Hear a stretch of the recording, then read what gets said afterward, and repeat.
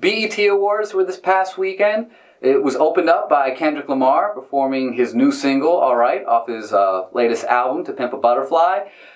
He was rapping on top of a cop car that was vandalized, which was it struck a wrong chord with Geraldo Rivera and the rest of his panel of people at Fox News.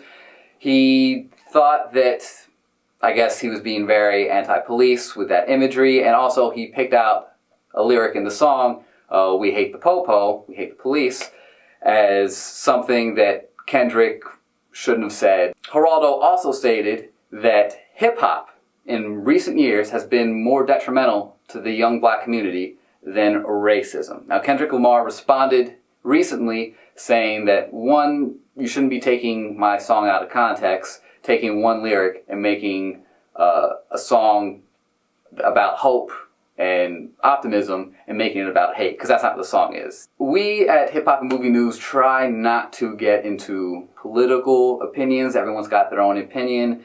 I can't speak for everyone here. Geraldo, you're a fucking idiot. Like, you're not always an idiot, but when you are an idiot, like, you knock it out of the park. How can you say that hip-hop is worse than racism? And he made the segue from talking about hip-hop being worse than racism to talking about South Carolina and the church shootings and the burnings of the churches and everything. And he, like, I thought, like, maybe he was pulling a joke on us or something, because he went right into it completely unironically. Everyone in the entire circle he was talking with was like, yeah, like, I'm not feeling this, you know, Kendrick shouldn't be saying this. I can't believe someone at BET didn't stop and say, I can't believe, like, this is, like, not a good idea. And why is Fox News going after, like, the rappers that you shouldn't be going after? Like, Bill O'Reilly went after Ludacris, who's harmless. He also went after Common, called him a thug rapper just because he didn't agree with George Bush's policies. And now they're going after Kendrick, possibly the most conscious mainstream rapper right now, one of the smartest guys out there, who's constantly pushing a positive message. Like, God, Fox News, Geraldo, just get it together. If you don't know hip-hop, don't talk about it. These fucking assholes, these fucking assholes! The fuck is their problem, man? So Stephen Colbert interviewed Eminem recently. The reason why this is a story is because it took place on a public access TV show in Monroe County, Michigan, called Only Monroe. So Stephen Colbert took over for the show. It was like a 40-minute show, and then he interviewed Eminem near the end. Stephen Colbert tried to offer him some advice about saving for the future, having a backup plan in case this music thing doesn't work out, in which case Eminem was like, no, I can't tell if you're being serious. I'm Eminem. You know, I'm doing quite well. Kind of got heated. It wasn't really. It was part of the show. Stephen Colbert ended up talking down to him, being like, I'm not scared of you, punk. They showed clips from Southpaw, which is what he was promoting. And then at the very end, one of my favorite parts was Eminem's like, oh, someone can perform now. Stephen Colbert was like, oh, we don't have time. We ran out of time. But we also have 10 minutes left over that we need to read the community bulletin, and you help me out with it. So Eminem, instead of performing his song Phenomenal, had to read off the community bulletin board. It was a hilarious show. Stephen Colbert is great. Eminem, I love the fact that he's gone from someone who didn't really have a sense of humor about himself, and now he does. Played along perfectly, and it made for a very memorable viral video. Recently, Canadian rapper Sharon was on Tim Westwood's radio show in England. Tim Westwood is hip-hop royalty over there. He's the gatekeeper. So he was brought on to the show. Sharon was brought on to Tim Westwood, and he did a little crib session, freestyled for 13 straight minutes, off the top of his head, and it was topics thrown at him, and he incorporated everything. And I think it's good for battle rappers to sort of try and shake that stigma, which he did, of not being able to write a beat or able to write a song. I think there are other battle rappers out there who are probably just like him, who also want to shake that stigma. I thought it was great for hip-hop in general, but also the battle rap community to show, hey, we can write and we can write beats and we can do more than just battle. Song of the week is Meek Mill featuring Drake, Rico. Old ways, new women, gotta keep a balance. The girl of your dreams to me is probably not a challenge. This song is undeniable. It's a Meek Mill song, but it sounds like a Drake song because it's a little slower, got kind of that slower trap beat. Meek Mill does a great job rapping on it.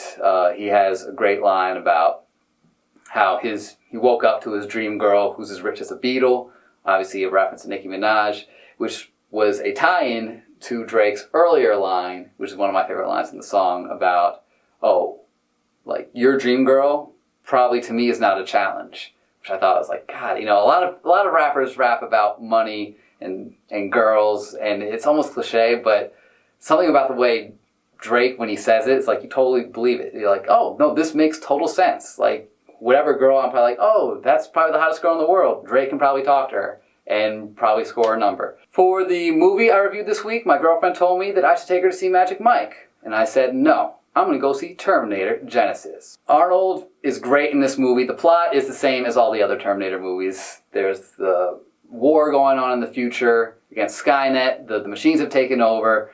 John Connor is leading the revolution, and the machines send a Terminator back in time to kill off Sarah Connor because they realize that Sarah Connor is dead and John Connor's never born. The humans will never get the leader to rise above the machines. There's a slight twist. There's a few twists. The twist that I can tell you about is when Kyle Reese gets to 1984, everything's different. Everything he's been told, everything that happened in all the other movies has changed. There's a completely different timeline. There's an alternate universe that he went into.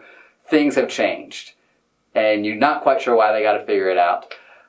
There's another big twist that I'm sure everyone knows about because it's being mentioned in interviews, it's being mentioned in the commercials and trailers very heavily. I knew about it before I went into it, and then when I saw the movie and the twist happened, I was like, I should not have known about this. This was a big surprise that would have just kind of like hit everyone in the face and been shocked, but it kind of got taken from you. But it was very original. I thought it was cool how they kind of flipped things on its head, tried to go in a different direction.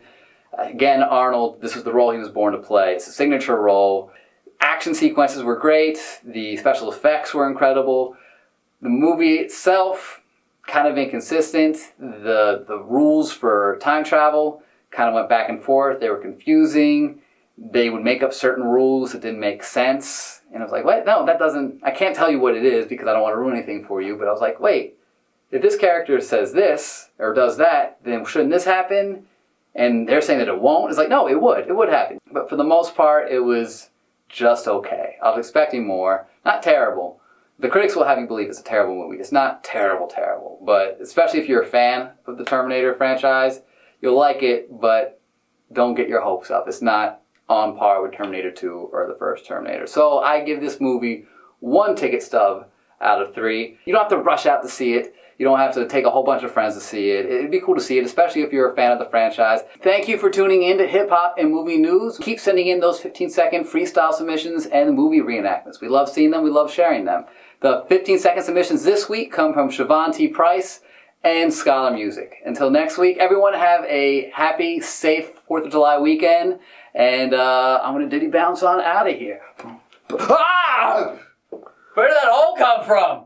I'm glad he's single, because I'm gonna climb that like a tree.